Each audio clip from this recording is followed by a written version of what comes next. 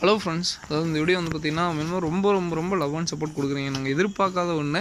ஏன்னா நான் குரூப்லேயும் அப்டேட் பண்ணல, யூடியூப்லேயும் வந்து பார்த்திங்கன்னா எந்த அப்டேட்டும் கொடுக்கல. அது காரணம் என்னன்னா, நிறைய பேர் மெசேஜே பெண்டிங் இருந்துச்சு. ஸோ அவங்களுக்கு ரிப்ளை பண்ணணும் பொறுமையாக. ஆனால் போட திருப்பி புது மெசேஜ் வரப்போ பழைய மெசேஜ் பார்க்க முடியல, கோச்சிக்கிறாங்க. ஸோ நிறையா இது வருது. ஸோ அதனால் வேணாம், சரி ஃபஸ்ட்டு எல்லாத்துக்கும் ரிப்ளை பண்ணிட்டு எல்லாத்துக்கும் பண்ணிவிட்டு அப்படி இருக்குது.